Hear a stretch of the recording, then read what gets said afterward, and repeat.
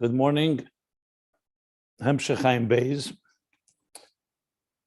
We began the new paragraph at the bottom of page 1240. So let me sum up first what we learned yesterday and then continue. So the discussion now is about the two levels of Metzach, the two so-called foreheads. One is on a conscious level, one is on a superconscious level. Lamaila, meaning above, one is Metzach of Zah, which is the emotional structure within Atzilus. So the forehead there, and then there's Metzach of Arich Ampin. Zohar Ampin, Arich Ampin. Arich Ampin is within Keser, higher than Atzilus, higher than Chochma of Atzilus, which he equated with the two levels of Rotzen. The Rotzen Hatachten, Rotzen being Metzach because the Seichel, the intelligence, is either behind the scenes or has receded and is concealed and been so-called, it's called nostalgic. The Moichem was nostalgic. But regardless, Metzach is the level of Rotzen. The Rotzen could be informed by intelligence in the lower Rotzen Hatachten, or it's afterwards where you only have the determination that remains after that whole contemplation. So that's why it's called Metzach, because it conceals the intelligence within. Metzach of Arich Ampin is also the same idea, but of course on a much higher level.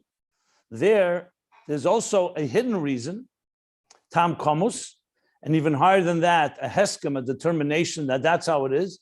From the perspective of us, the recipients, it's as if there's no reason at all. That's why it's a level of Metzach.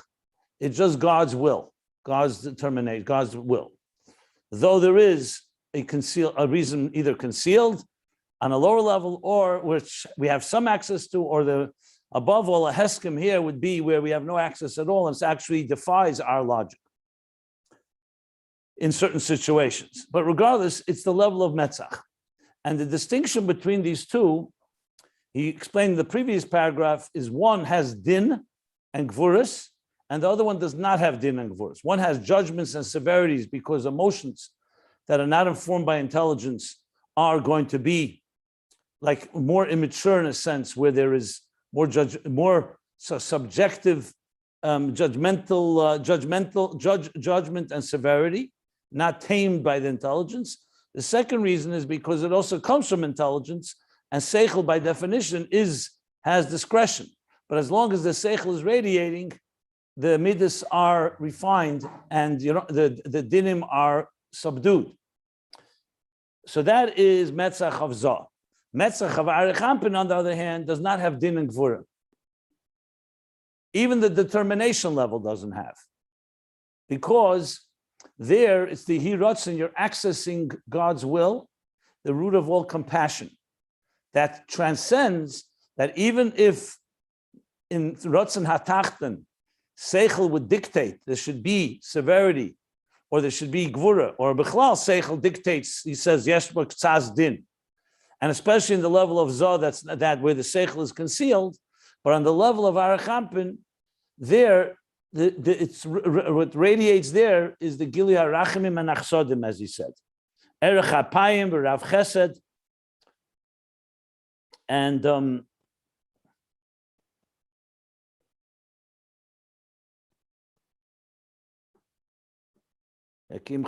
yeah, that's the point. Good. And I explained yesterday in the parentheses, he says the two types, it can be because God is above the indiscretion, so to speak, because is Erech HaPayim, he's patient and tolerant, or it's because of tshuva that actually reaches a deeper level that can transcend the transgressions that would have caused dinim and gvuras. Okay, so that's the level of Metzach of Arich Ampin, where there irradiates Pnimius Chochmas Tema and Radla and Rotzen V'Rachmin.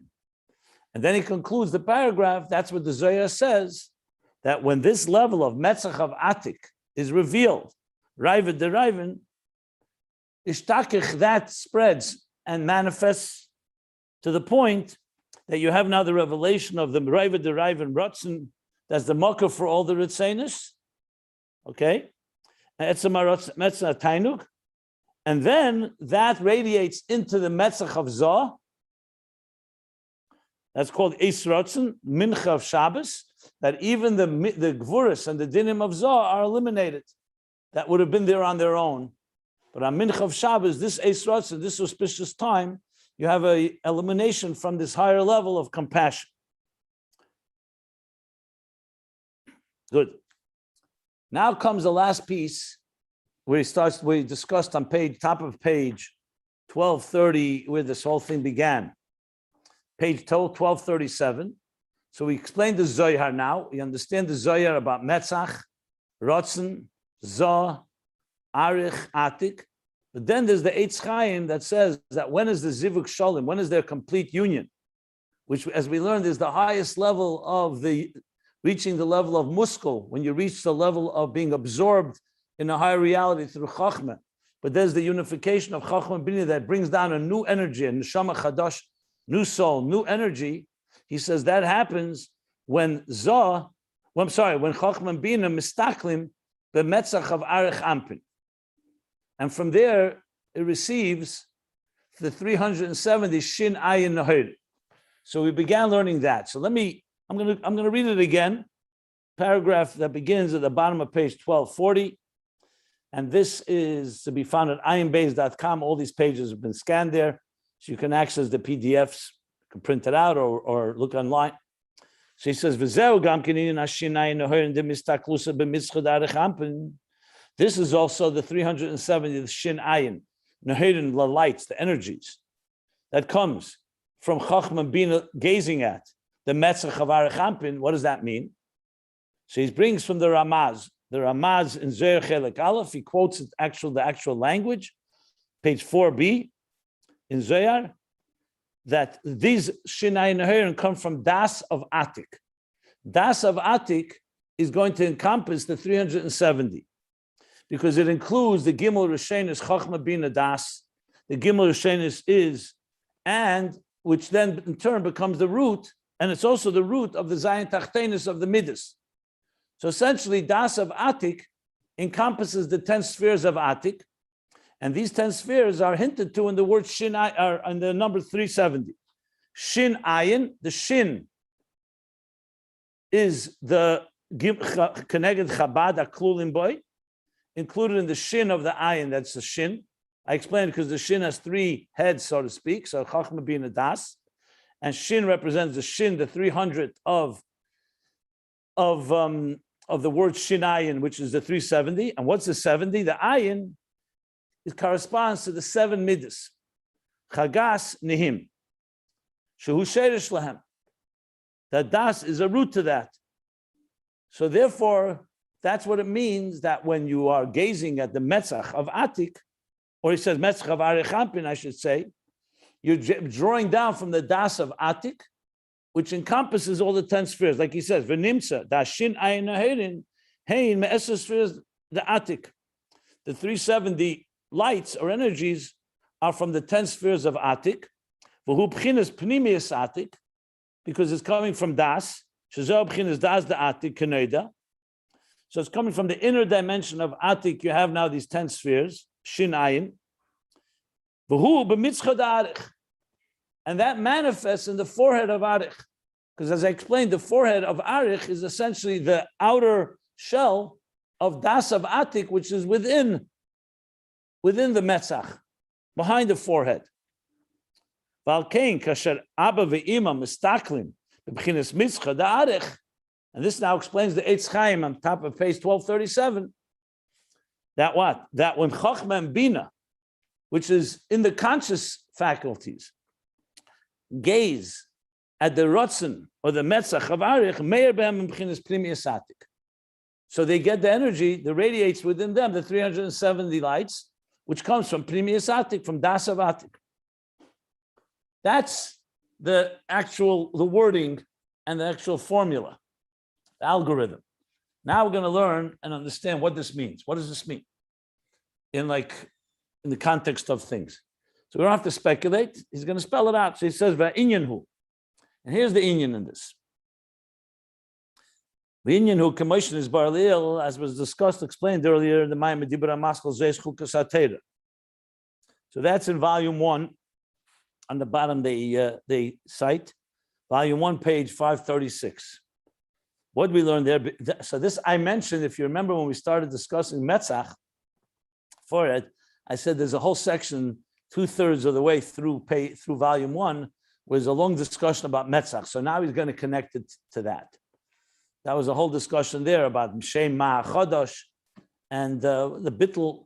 So he's going to cite what is necessary for our understanding here. So he said, what do we learn? Be'inyan ha'oris ponim. Ha'oris ponim, when you see a person's face, it shines. They say, Chochmas Adam Toyer Ponov.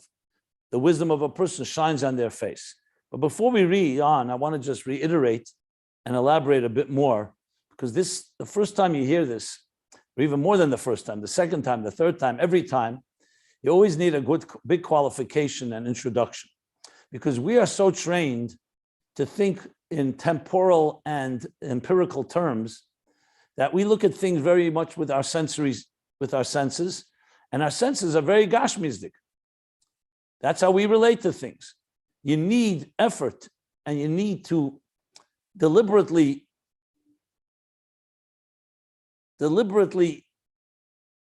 put yourself in a mindset to understand abstract levels. Doesn't come natural to us. So when I say the word face, what are we automatically, the knee-jerk reaction is the face you see, my face, your face, someone's face. When you say forehead, the same thing. But based on the principle, right at the beginning of Chumash, Bereshis, that the human being was created b'tselem Elokim, in the image of the divine, of God. And all the expressions where we talk about how the lower worlds reflect the higher worlds, like we say Friday night, kegavna, like corresponding to the higher worlds come the lower worlds. Or the expression explains in Tanya chapter 3, where he says that the human faculties, nishtalshlu mehem, evolved from the 10 spheres of Atzilus. So that immediately tells you that the world in which we see is a surface level that's very much a physical shell. But beneath it lie levels of divine or spiritual energy. And just to give an example, let's say you're standing in a meadow, in a beautiful meadow. So there's a certain harmony, a certain calm, a certain synchronicity that you feel, even though it's a bunch of trees and grass and other vegetation. But we all know there's something more going on than that. So on a physical surface level, there's grass and other things growing. But someone who's able to look at it with eyes that are a little more than physical knows there's more to it. Better example, actually. It's raining outside, let's say. So most of us, it's raining. Okay, I take a raincoat, umbrella, galoshes, whatever it is. If you speak to a meteorologist, you know, for some reason, all these news shows have these maps and so on. I guess people like to feel they understand what are the inner workings, the atmospheric conditions, the pressure systems, the winds. No, the Weather Channel, when that opened up, they never thought it would ever be successful. 24 hours weather, who could watch 24 hours weather? And yet, it's a very successful channel. So bottom line is, so the meteorologists, they will tell you more than just it's raining outside. What is causing the rain? As I said, pressure systems, low pressure, high pressure, things that can cause different storms. And of course, you go a little deeper, the condensation of the oceans, how that evaporates and turns into clouds and rain clouds, and then in turn it rains. So there's a bunch of processes that are not visible to the naked eye, but when you study some science, you can figure it out. Now, if you go a step further, you ask a physicist, or for that matter, a chemist or a biologist, they'll give you their take on what are the inner workings of all these systems. And if you ask a physicist, you'll go even deeper beyond the elements. You have the molecules, and behind the molecules, you have the atoms. And beyond the atoms, you have the subatomic particles. And if you ask a Kabbalist, a Makubal, or a Chassid, who's learned that behind it all lie spiritual energies, you go even deeper. But we all begin with the surface level, and it still comes natural to us to see rain is rain. But we just surprise you to know, like, for example, when you see a human being cry. So you see tears come to the eyes. We know that's a reflection of emotions, either tears of joy or tears of pain. But we don't see the emotions. So would anyone in their right mind say, you know, at first you cry and then you feel bad or feel good? No. First there's a feeling. For some reason, when that feeling wells up, it creates tears in your actual tears in your tear ducts, and then you cry. Or you see a smile on someone's face. It doesn't begin with a smile. It begins with a feeling of contentment. And for some reason, that turns into a human smile. So think of now looking at the world. So when it's raining outside, what's really happening, maybe it's the angels crying. Maybe it's the spiritual levels celebrating. How does it manifest in the physical world? Rain. So when you really learn properly Kabbalah, most importantly Chassidus, you train yourself after a while that everything you see is really just an outer reflection and expression of inner forces. And everybody understands, especially today with technology, most of it is driven by invisible energies that people don't see. That makes your smartphone work, makes your computer work, communications, technologies. You know, we now realize there are levels of DNA on the cellular level or on the subatomic level. These forces are not visible to the eye or under a microscope. However, they're there and they are the actual building blocks and the essence of everything. So it's not a far cry to say that beneath that lie spiritual energies.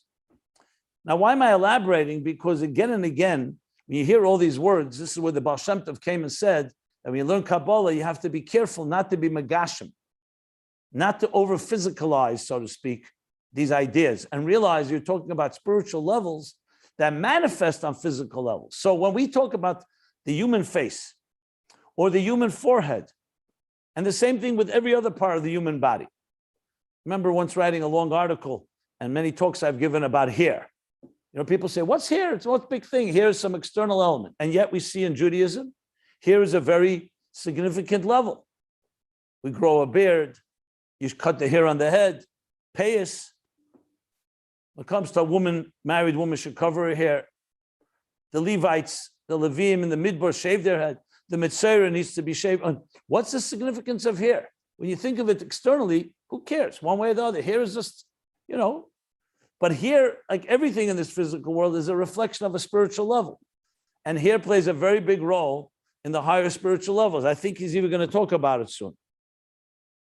My point is that when we begin learning these ideas, there's always a certain culture shock, so to speak, because you're talking about these physical levels and you really expected to understand them as their spiritual roots. So I've said this a number of times, this introduction, but every time I feel it's worth reviewing again and again because it constantly needs a recalibrating, that when you read it, you understand that the physical is expressing the spiritual. So whatever is happening, let's say the forehead, you think, oh, it's a big thing. A forehead is just a skull, the front of the skull. But it's not that way. Everything is created in the divine image. It has a divine dimension to it. Because in the spiritual levels, the Metzach, like we learned, is the Ratzon that conceals the Moichin within it. So now he's going to explain what does it mean that when Chochma and Bina gaze at the Metzach of Arich, it draws the 370 energies from Primius Atik, Daas Atik, Primius Atik. So he's going back, and I'm going to go back now to read the text. So he says, so we learned in the Maimer Zeis Chukas HaTeira, started by Inyan Hu. What did we learn there?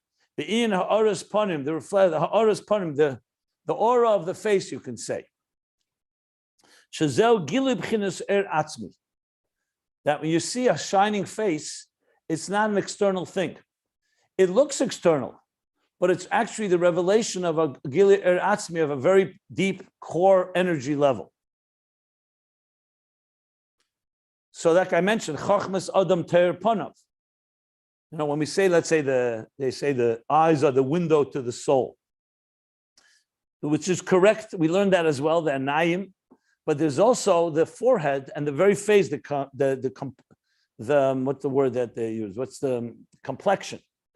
of the face of a person, it reflects deeper things. So sometimes you could see a face, even if you're not trained, you could see this person's gone through a very profound experience, shining. There's an aura that they have. Sometimes you need trained eyes to be able to see it. She says, "Gili of atzmi, gili b'chinas atzmi, u'kamoy kein hu b'yeser b'chinas hametzach." And just as we learned there that the face reflects something deep, a core energy, that's not revealed because we only see the reflection, but it's coming from a very deep place. Same thing, even increasingly so, is with the Metzach, not just the general face, but the Metzach, particularly the forehead. And he explains in the parentheses that Shin Ayin Beis, the Mitzcha, Heimokra Aris Aponim, that the 370 energies we talk that are in the Metzach, that is the source for the reflection on the face. So the general face is shining. The Metzach is the source of that because within the Metzach is manifesting the 370 lights and aura of Atik, as we're going to explain. So on top of page 1241, like when we see the shine on the face, when there's a teisvus er min hanefesh. It's not a regular situation. Something's happened, so the nefesh is celebrating, or the nefesh is in a state of more revelation. So what happens? He says, so tzov uponov means his face shined. It's talking about, there's a few places in the Gemara, it talks about Rabbi Yehuda, I believe, that he came into a city and they saw his face was shining. The peasants or the people living in the city didn't know, and they were speculating, why is this tzov uponov? It's not the only place it says in a few places. Anyway, it's not relevant to the discussion here, because it's just using it as okay. So one person said because he had a good meal, he had a lot of good, remember these were non-Jews that were speculating. One said he had a very good meal of pork. Okay. Another said because he was malva beribus, he made a lot of money by charging a high interest. So he was very happy. So certain like glow on the face. And they continued speculating. When they asked him, he answered, Kimatsosi tesefta chadata. Sometimes it says tesefta atikta. He found a new manuscript. He found something he had not learned before. And that caused him to have a deeper satisfaction. And that's why his face was shining. Now, of course, they were speculating based on what would make their face shine. But obviously for him, it was a new Torah, Chochma Adam, Torah Panav. So he's saying, so when there's a teisvus er min hanefesh, so the nefesh on a regular day, okay, you're going by your day, but then something happens. Shmua Teva, Tadash Netzem, like the Gemara says in Gittin. Something happened. You hear some good news. Your child got engaged. You had a baby. I'm just throwing out examples. Or you learned something new that really gave you a lot of pleasure. So that's a teisvus er min hanefesh, but it doesn't just remain locked inside you. You see the face. Sometimes you can see someone is smiling, or even not smiling. You see a certain uvgeleikheit, a certain calm, a certain presence. And this was not just for simple people, even big people. That remember when the Rebbe would come out to Lag B'Omer parade, you could see his face was different when he looked at the children, the nachas, the whole day, Lag B'Omer. So basically, he's explaining here that Ha'aras Panim is not just a reflection; it's a reflection of something going on deeper in teisvus er min hanefesh. So he says like this: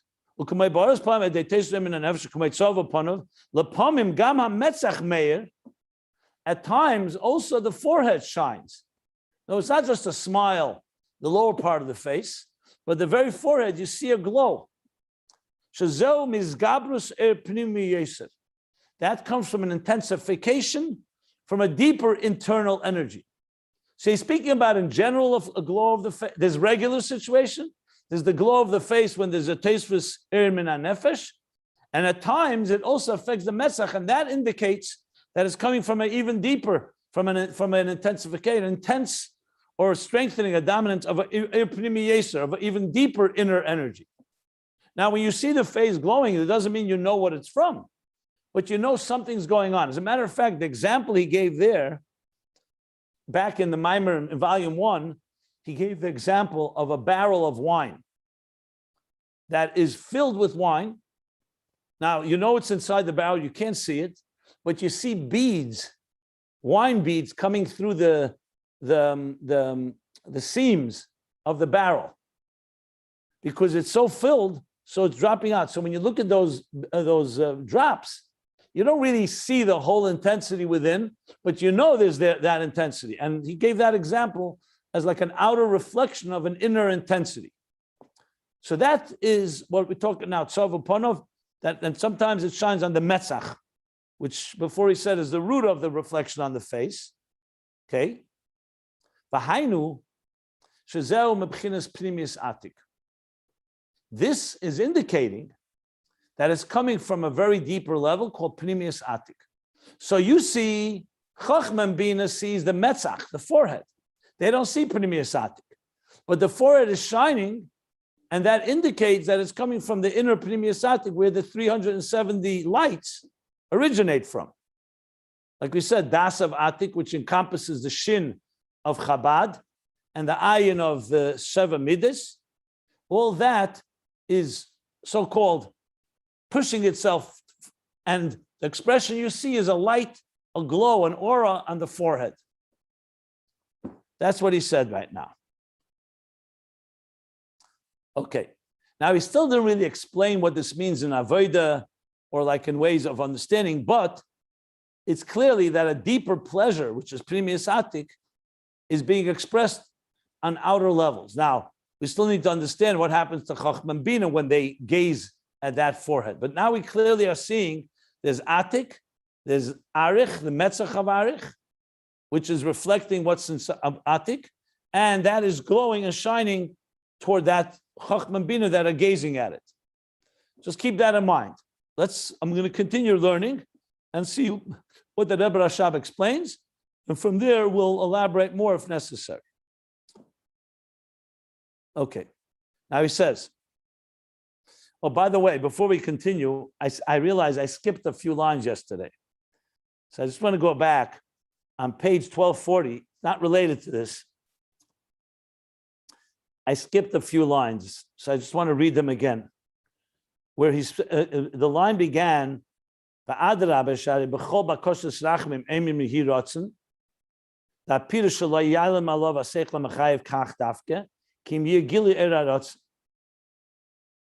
then we read, and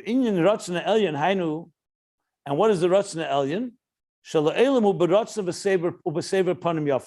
He's always in a pleasant state and with a smiling face, with a kind disposition.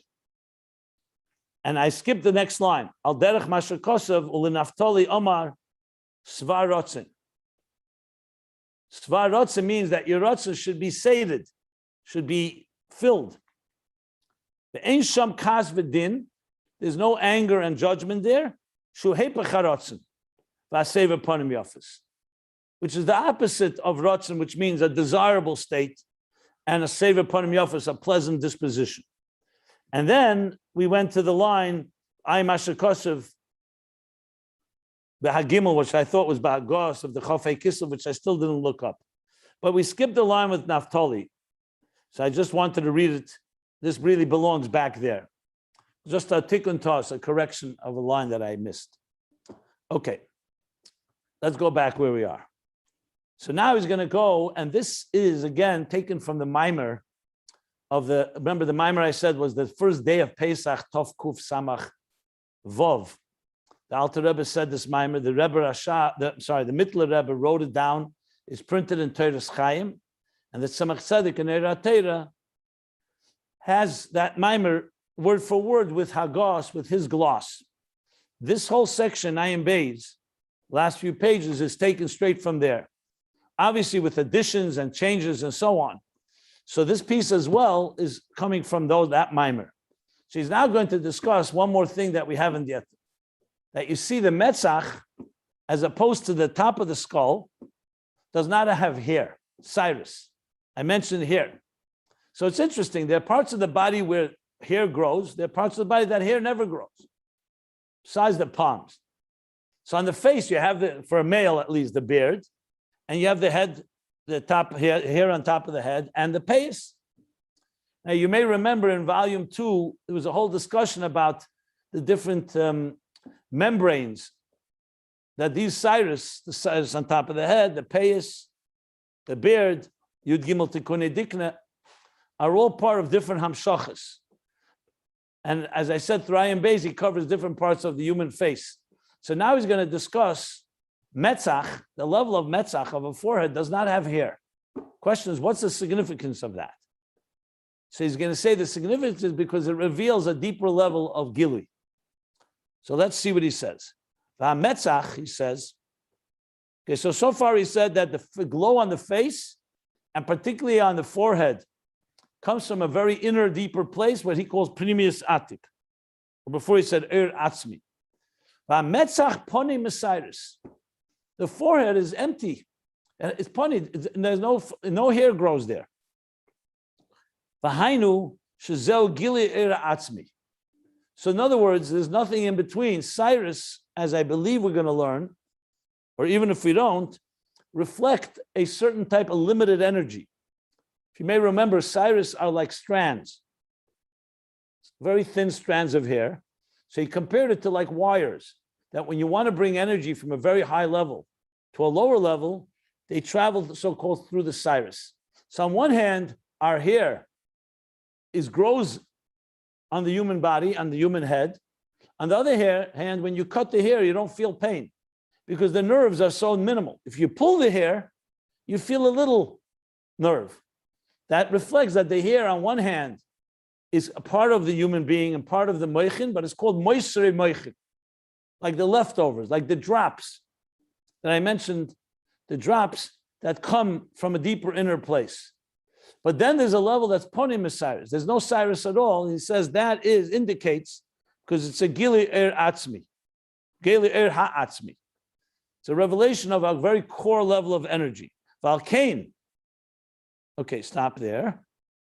So the truth is, in the Maimer of the Mittler Rebbe and the Tzemach Tzedek, they elaborate a lot on this, of what the Cyrus are about.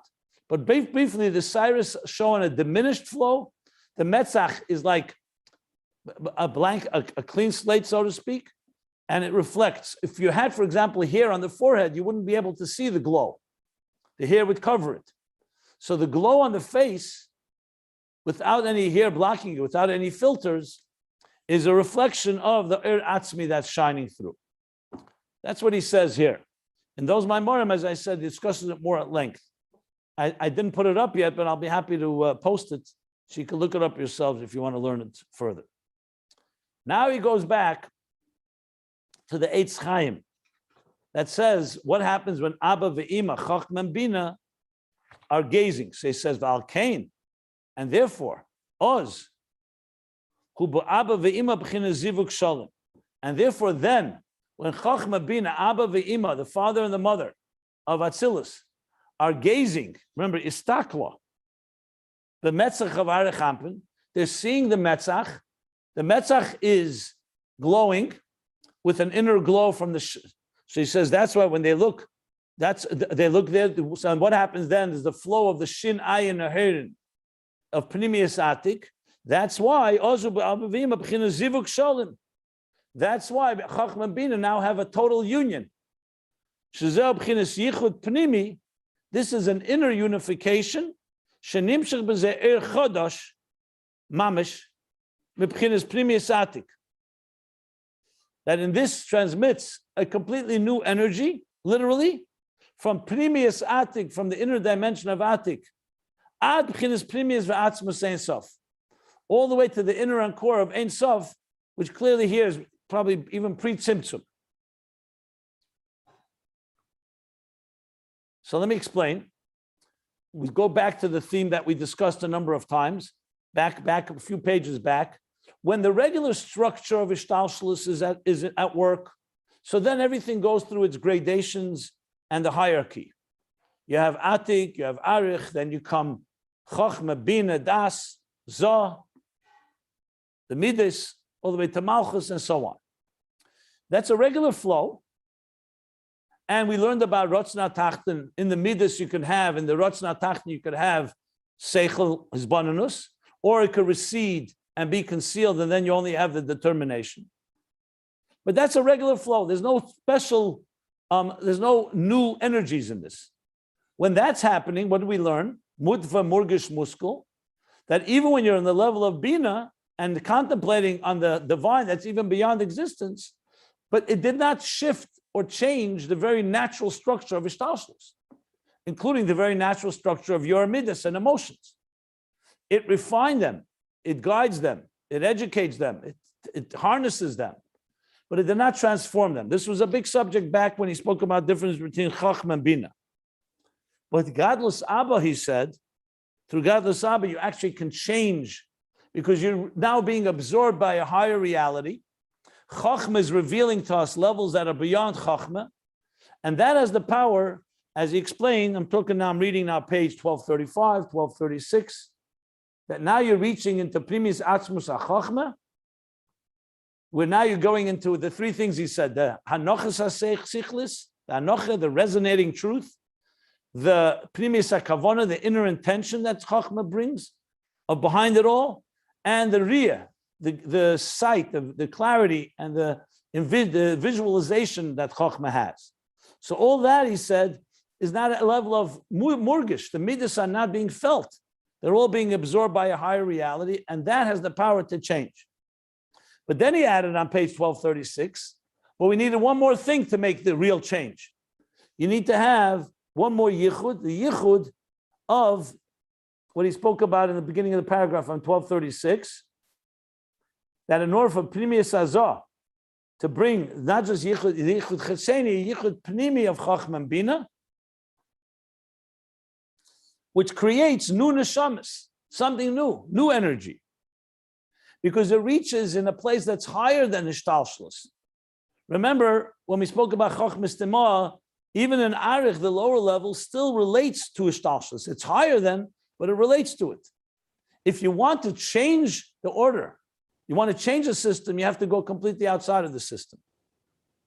And that's what happens when Chochma and Bina gaze at the Metzach of Arich, that in turn is drawing from Pnimius Atik, the revelation from Pnimius Atik, which happens at a Eis Rotzen, like on Shabbos during Mincha, Raivid the right. That brings an energy from outside the system that has the power to transform the system. So the Rotzen HaTachten Zoh, as we said, either is subject to Seichel that keeps it in line, but it doesn't transform it, or if the Seichel is concealed, the Midas will become more Din and Gvuris on their own. But a Gili from Metzach of Arich Ampin that draws from the 370 energies of Pnimius Atik and Daas, that brings a new energy that has the power to transform the Midas and Ishtalshlus. That's essentially what he's saying here. So this brings us back to what he began on page 1236, this extra yichud, which led us into what we're talking about now. So it's not just being absorbed by Chochma into a higher reality, it's also a zivuk sholem of Chochma and Bina, which connect to a level of ultimately Pnimius Atik, as he puts it here. And he actually said in the Kutei Teira, in the Bir V'Nigdashti, I'm reading from page 1236, he said, Yichud Abba v'Ima eina pirusham shochim Abba v'Ima levad. It doesn't mean that the Chochma, that the Mashacha is coming only from Chochma and Bina. Elo Abba v'Ima kablim mekeser b'chinas Arich Ampin v'keser ma'atik ad ein sof atzmus hamaitzel. Literally what he just said here. So that's what happens when there's that full unification of Chochma and Bina.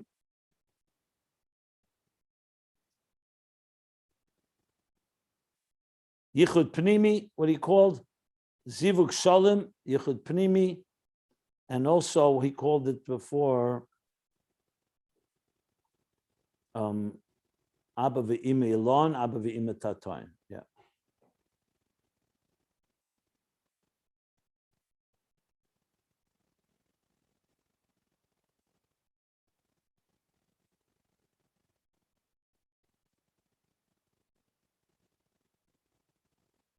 So if you go back to the second half of the page on 1236, this is what I just said is a summary of what it says there, and now tying it together with what we just learned.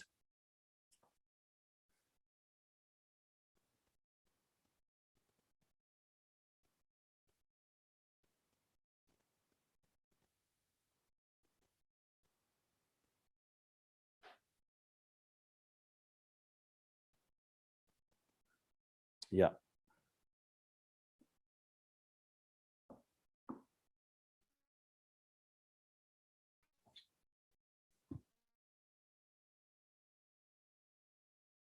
Okay, I will stop here. Anybody want to ask anything? Is everybody right to see the Metzach, the glowing Metzach? Everybody, or is it just certain people? Well, based on what the Zohar says, it seems like on Shabbos, Raven to Raven, this is when it's radiating. Now, each of us on our own level, it's like, does everyone merit see all the other Giluyim that come on Shabbos? Let's talk about Friday night. Do you and I see that the worlds are elevated on Shabbos? I can't say we see it, but some of us experience something on Shabbos. You feel a bit elevated. I think it all comes down to the individual and how much avodah you put into it.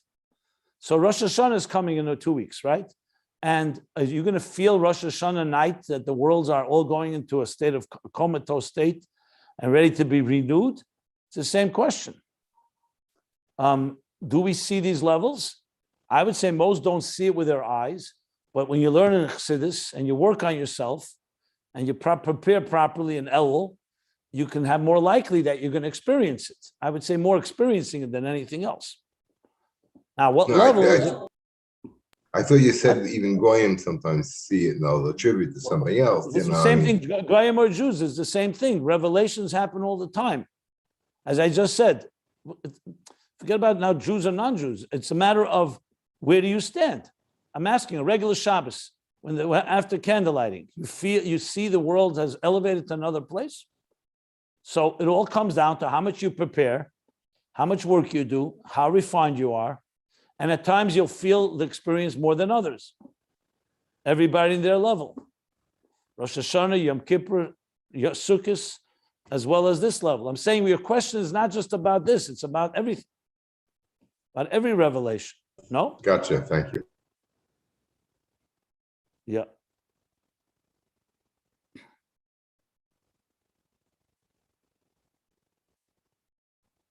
So let me read on. So now, when Valkein Oz, who ba'ava be'ima b'china zivuk shalom, when it's experienced. Now, I'm not trying to explain it yet, because there are examples I can give to explain it, just like we spoke about standing in awe of a natural wonder, or absorbed in a book, where you're completely absorbed in experience that's higher than you are. We learned that about Chochma. But now he's going further and calling it as Zivuk Shalom, which my understanding of that was that when you have Chochma and Bina together, because that's ultimately what gives birth. That when Chochma and Bina together, that the power of Chochma's clarity and resonance is shining through Bina, and they both join together, and they both are absorbed in gazing at and looking at Arich Ampin, the forehead at least. So you don't see anything directly, but you see the shine. You see some higher reality that you're experiencing. That is ultimately what allows some Chodesh. So you can see people, for example, who go through an experience, a spiritual experience, and though it does captivate them and transforms them, at least for the moment, it doesn't necessarily last.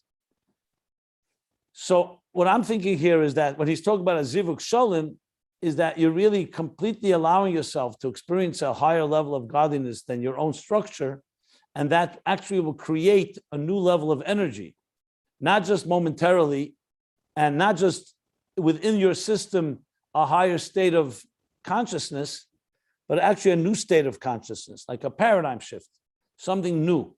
That's clearly what he wants to achieve here, something that was not there before. And that requires obviously a far higher level of awareness and a far higher level of bittul, of sublimation. But I'm going to talk about this more. I'd rather wait till we see the whole topic and then try to explain it further. So I'm going to continue reading now. Now he says like this. After he says, Shenimshach that Alkein Ozubav Ibavim B'chin Zivuk Shalom, Shazab B'chin Yichud Pnimi, Shenimshach B'Zeh Chadash, Mamish, from Primis Atik, Abchin Primis V'Atzmus Ein Sof. Like he said at the bottom, as I mentioned, of page 1236. Yeah, very clear there.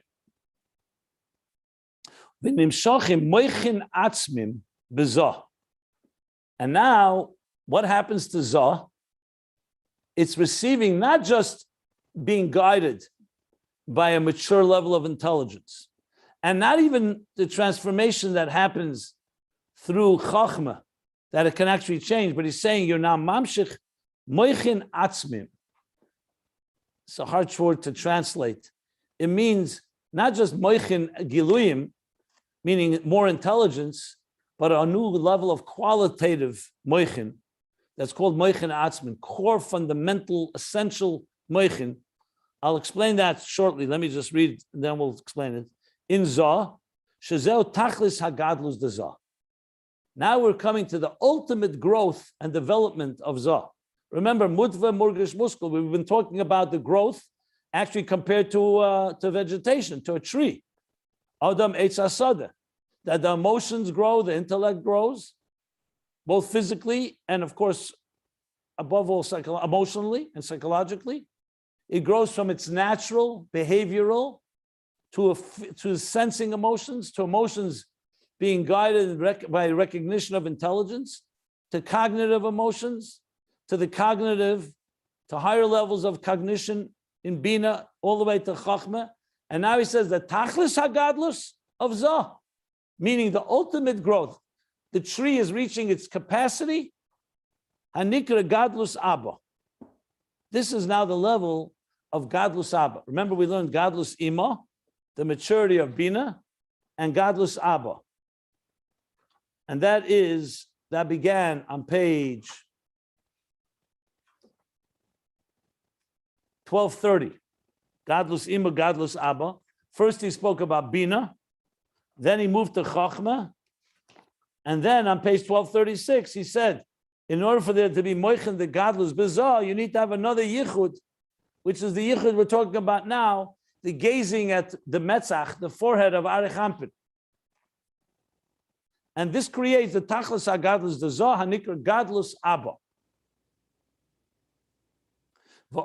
And then, when you have that level of maturity and development, gam bezun, also in Zoh and Nukva, which is Zoh and Malchus, hu b'chinas yichud primi, hanikra zivu gufni, shu amshocha atzmis, u'kamesha kosuma kamacha. I'll explain in a moment. So then you also have in Zoh and Malchus a yichud pnimi, an inner unification, which is called a physical union, which is amshacha atzmis, the ability to a transmission atzmi, not of a reflection or a reflection, but atzmi, something essential is being created, like explained, it says elsewhere. So let me explain what that means. In Tanya, in chapter 3, which I'm up to actually teaching Tanya on Motzei Shabbos, Saturday night, he speaks at length, relatively, how Chochma, Bina, Daas give birth to the midas, to emotions. Chochma and Bina is like the father and the mother. In Moichin, the Chochma is the spark, the conception of the idea, like the seed. Bina is like the mother, develops the idea. Das is the hiskashrus, the intimacy. Because you could have Chochma and Bina, you could have a father and mother. If they're not intimate, they're not giving birth. And then Das is the connection, the hiskashrus, the Adam Yoda is Chava, and what comes of it? Birth of emotions. In context of the Nefesh Alekis, what emotions? When you contemplate, when you conceive in Chochma and contemplate in Bina on greatness of God, Hakula Kamei Kaloch Choshev, he says there, Mamal Kalam, the Seviv Kalam, Kula Kamei Kaloch Choshev. You contemplate on God's filling the universe, transcending the universe, how everything is nullified, and you connect to it in Daas with a deep, personal, intimate connection, that will give birth to Ava, V'yira, love and awe of this God, that's what he says in Tanya. When you think about it, Midas, the birth of Midas, is not yet really a physical birth. It's not the physical like the birth of a child. It's the birth of Midas that you feel godliness. So Chassidus explains, and that's what he's referring to here. There's another yichud that happens in Atzilus and then also Begashmis.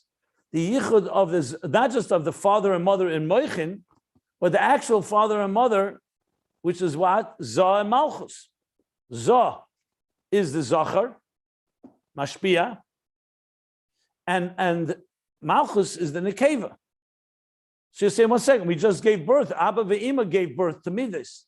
But you still have Atzilus. We need the birth of Bria, Yitzir Asiyah, creation. A creation hasn't happened yet. In the level of the faculties of the human being, the intellect, the cognitive have given birth to the emotional. Fine. But we need to have actual creation of the universe, which comes from Malchus. Malchus will become Keser. Malchus will become the source of Bria, and then the same thing in Yitzira and same thing to Asiyah. So now we need another zivug. The union in the midas itself between Zah, the midas of Chesed, Gvura, Sefiros, Netzach, Yesod, and Malchus, and that he calls as a zivug gufni. So of course in Atzilus it's not a physical zivug, but relatively speaking, it's not an intellectual and emotional one now. This is now giving birth to an actual world, which is going to call Bria. And this creates a real child. So in the physical, let's talk about it physically. In a healthy marriage and intimacy, the way it works is a husband and wife are not supposed to be together if they're not in a good place.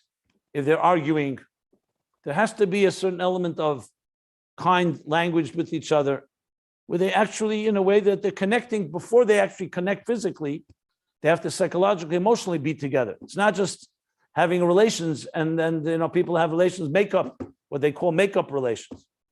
You have to be there, both husband and wife. And if the wife is upset or the husband's upset, it's not the healthy environment. So you first need that the moichin and midas should be in a romantic place. But that obviously is not going to give birth to a child. That's not physical intimacy yet. That's what we call psychological intimacy. So that's on the moichin and midas level. Then comes the actual intimacy, zivu gufni, what he calls.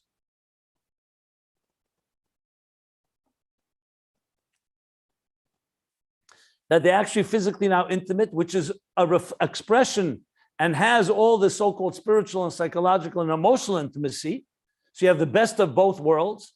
You have the feelings are there, the mind is there. That connection is made on a deeper level. Then there's the physical connection, like one flesh, that has the power to give birth to an actual child. It's Hamshacha Atzmis. So Chassidus explains that the Zivuk Ruchni creates the environment of union. But if you want to really create Hamshacha Atzmis of a new child, a real physical child, you need to have Zivuk Gashmi, Zivuk Gufni, as he puts it. And that brings Hamshacha Atzmis. So what he's saying now is that the first step is Chochma and Bina gaze at Arich, a Metzach of Arich, and they draw down the Shin Ayin, the 370 energies from Atik, Pnimius Atik. That now has the power to create something new. That in turn is Mamshech Moichin Atzmim, like new energy into the Midas, into Agdala Zah, on the level of Gadlus Abba. And then, Oz, Gam Bezun, once you have that newness and freshness that comes first from the mind, Chochma Bina, from the higher levels, in other words, basically the intimacy on the higher, more spiritual levels, that then will channel into the physical intimacy and actually bring Hamshacha Atzmis, a real creation, something new, and it's Hamshacha Atzmis. It's not just like a teacher and a student, where a student has the intelligence of the teacher, but nothing new was created. I mean, it could be a new idea. When you give birth to a child, you create a new life, a new human being. So that fills the entire picture, and of course, brings a whole new understanding what a relationship is. That the relationship begins on the highest levels, but then it draws all the way down and affects Zah, which in turn affects the Yichud of Zah and Malchus, and in turn affects its implications that go forward. So this is how we draw new energy and ultimately creates new realities, as opposed to just expanding that which was there already and still within the natural structure. This is creating something new. Is this an elaboration? Is this an elaboration on where he spoke before about the creation of a neshama chadasha? Well, Or that's these two where separate? no, that's where it began, where he said that when you have a zivuk shalom, you can actually draw down new energy, new souls. Yeah, it's a continuation of that. Yes. Yeah, that's why I said this goes hand in hand with what we read on page 1236. So if you want to understand this completely, I would go back there. I mean, I've been going back and forth, citing from there and returning back here, because he's like concluding this subject. But we haven't finished yet. He's soon going to talk about now what is a zivug that's not shalom, that's not complete. This is a complete type of union. I was wondering if this also applies to not just Zivug Gashmi as far as giving birth to actual physical children, but Hamaiso Eker. Does it bring down from this? Can you apply this to not only having intellectual ideas, getting emotional about it, and then bringing that idea, so to speak, and that emotions into reality through action? Is this? Yes, you can. You can apply it. I mean, I was going to say this. You could. The answer is yes. Let me just maybe elaborate a drop more. What you have here, if you really think about it, is the true process of creation, even on a human level. Like if, you sometimes think of inventors or creators as being geniuses. The genius, Einstein, came up with new ideas no one ever thought of before. But I'm talking even on a Gashmistic level now. But the truth is, as Einstein himself said, and many attribute to the fact that he wasn't a conventional physicist working in a lab or teaching in a university. He worked in a post office. That because he wasn't in the usual paradigm of physicists, he was able to. I'm sorry? A patent office, I think. A patent office, okay. But bottom line, he wasn't in the regular conventional place, so he was able to innovate things because he was able to think out of the box. But I'll take it a step further. The true source of genius or creativity comes, we know, it's not just intelligence. A lot of intelligent people. In the language of Chassidus and Kabbalah, I would say, it's that Chochma Gluya has an open channel to some extent to Chochma Stima. And Chochma Stima connects with the higher levels all the way to Primius Atik. In the language of Chassidus, it would be when you have the proper bittul, and you get your ego out of the way, and you get your subjective interests out of the way, you open yourself up to the truth, the root and source of the higher reality, where everything comes from. If you're able to gaze at those levels, like he says, mistakel at the Metzach, and stand in awe of something completely beyond you, what happens in turn is that will channel back to you and will transform your being, where number one, your moichin will be drawing new creative energies that you never thought of, unprecedented. That in turn will impact your zoh, your midas, and your whole being, and you'll ultimately create new things. It could be ma'aseh b'poel, as you just said, new ideas in action, or it could be a child, or it could be anything that was not there before. So we can go through the motions in life and really just continuously repackage, reshape something that was there already. But if you really want to create something new and unprecedented, this is the formula. where you need Chochma, your Chochma Bina needs to gaze at something beyond itself, which in turn draws all the way from Primis Atik and goes all the way down, and then has the power to actually create something new. So I would say you can build on this a formula for all creation, for all invention, and of course, including creating new things. Like I have no doubt that when the Alter Rebbe, who was a Neshama Chadasha, I should mention, when you see how he conceived of and created basically, Miyasid, founded Chassidus Chabad, it wasn't just, I know in his humility, he writes that Tanya is mipi sofrim, that he took it from books and from authors. But you see completely new revelations, all based on Torah, mind you. We're not talking about Chaz v'Shalom, God forbid, a new Torah, but the level, the dimension. And the same thing when the Rebbe came, the Der Ashvi, and took Chassidus in ways that even Chassidim did not understand initially. Shlichus, Mivtzoyim, things that were not done by the Rabbeim before. Or the Rebbe Rashab, just this week, we celebrated Temchet Mimim. And he said for 10 years, he was valguing sich to figure out whether he should open a yeshiva. It wasn't just another yeshiva. He was creating a new paradigm. When the Rebbe speaks about Mashiach, there's no question that these Rabbeim, when they reached Rebbe in his way, they did it by looking up to the highest levels and then drawing it down and creating something new.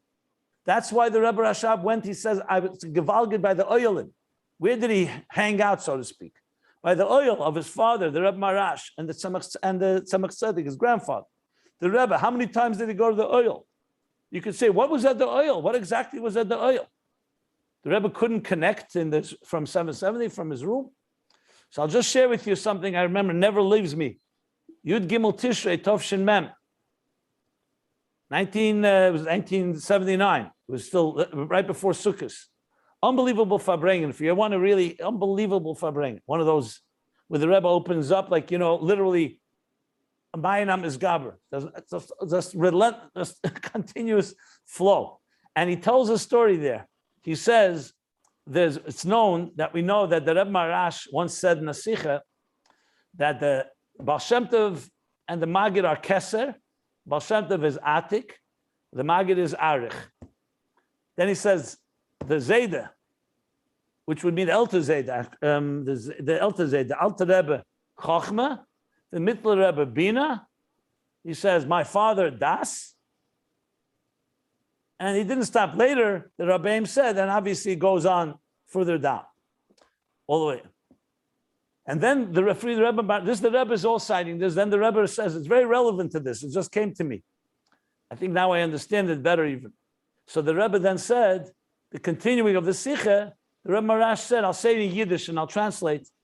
After he finished saying that the Tzemach Tzedek is Das, he said, and now we have to travel to my father to hear what's going on. Which meant he was going to go to the oil of the Tzemach Tzedek in Lubavitch. In Lubavitch, you have the oil of the Tzemach Tzedek and the Rebbe Marash.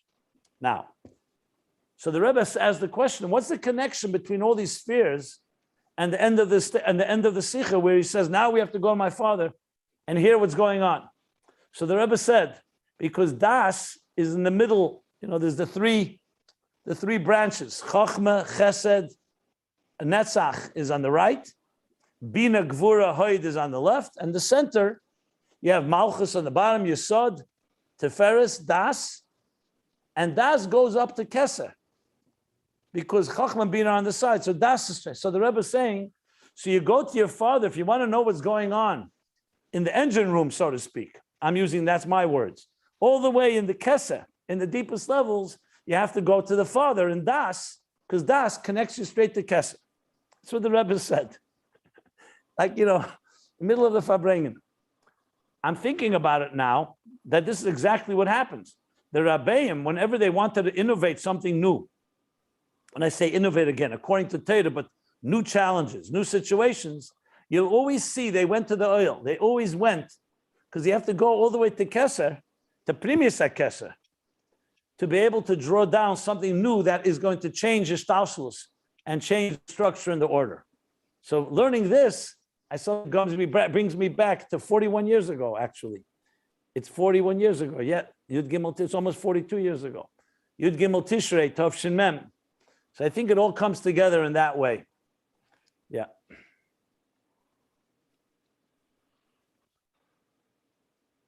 Shkoyach. Okay. Any other Rabbi, comments or thought? What time on Moshe Shabbos do you do your Tanya Shiurs? It airs at 10 o'clock. You could see it also on video or it's on radio, but it's on all our lines. You don't receive a notice in your inbox? I'm not on the mailing list. Oh, are you on our group, in the WhatsApp group? I don't use WhatsApp. You don't use WhatsApp. So what's the best way to communicate with you? Add me to the mailing list. I can give you my email. Can you, so you have, how are you going to give me the email? Can you send the email? I can private message you right now in Zoom. You can put it in Okay. the chat here. Yeah. Okay, put in the chat and we'll add you and you'll get a notice. Okay, thanks.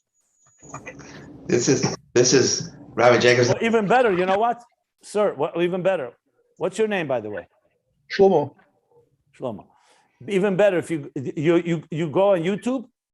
Yeah. So if you go to YouTube, go to Chassidus Applied channel on YouTube, just subscribe to that and you'll get a notification every time a new class goes up. All right, sounds good. Thanks. And put your email anyway. We'll include you as well.